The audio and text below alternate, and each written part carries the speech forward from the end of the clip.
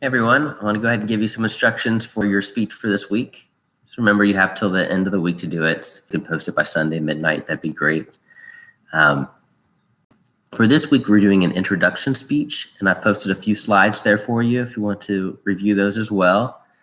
You're going to be acting as if you're introducing somebody as a guest speaker or someone who's coming up and going to be focusing on something. And they would be doing the actual presenting for that night, but they don't just pop up there. Somebody from the organization might introduce them. And so that's what we're going to be doing.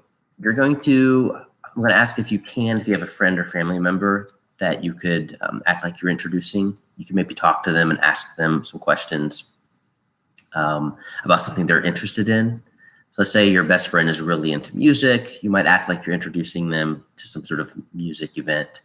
And talk to them a little bit and ask them some questions about some things that you might possibly say about them.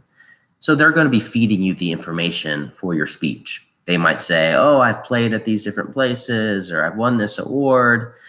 And say, oh, great, this is good stuff. I'm going to put this in my speech about you. And then for our purposes, you can exaggerate or fabricate some information, but that'll at least give you the basis of what to go off of. If you're not able to talk to somebody within this week to get this done, you're more than welcome to go ahead and make someone up and make stuff up about them completely. The point is I want you to get this focus on how to do the speech appropriately. So once you've got your artificial venue that you're introducing the person to and some information you're going to cover about them, your speech should really only do three things.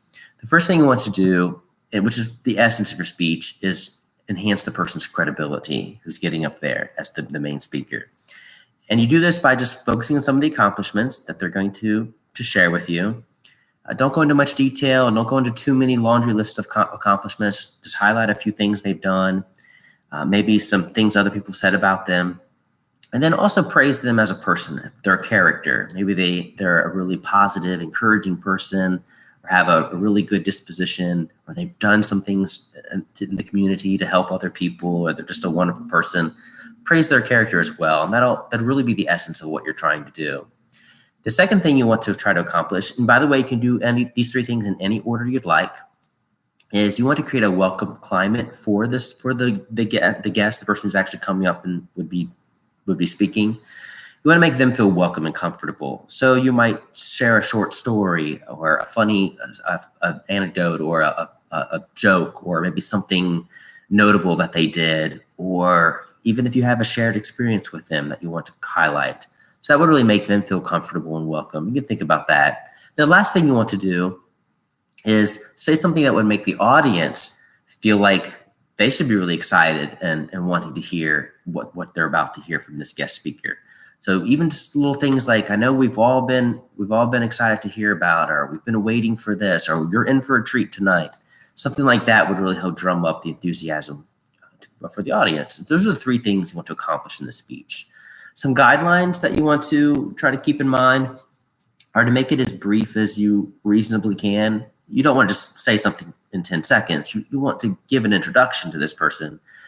We've got our 2-minute timeline. If you want our time limit, if you want to scale that back a little bit and make your speech only about a minute long, that would actually be very appropriate. A good introduction speech is not long at all. They're not there to hear you. They're here to hear the guest. And so you want to accomplish these three things and sort of get out of the way would be the idea. So if you want to make your speech 1 to 2 minutes, that's fine. You, in real life, you want to certainly make sure you pronounce the person's name correctly. If it's someone you're not familiar with or know personally, you want to make sure you check that out. In real life, you would do your research. You would talk to the person and make sure the things that you say about them are accurate, that they did actually do those things.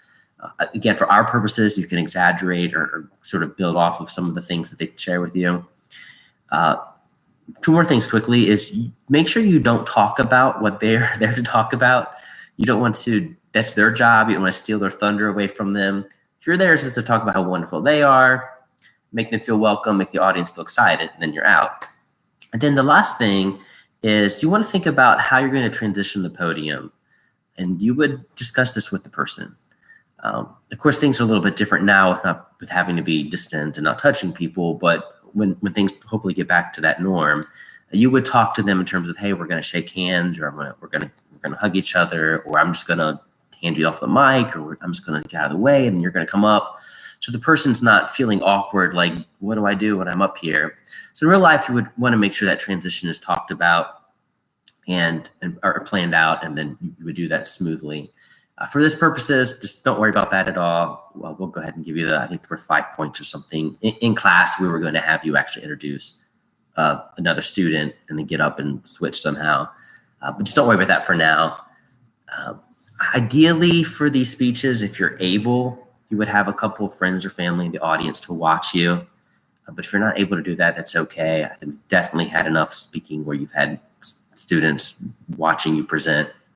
If you want to help recreate that audience sort of sense for yourself, I would encourage you to think about, if you're at home and you've got some family who are there, have them watch your speeches. You might even pan over and show them and then back to you, but that's up to you if you want to do that or not.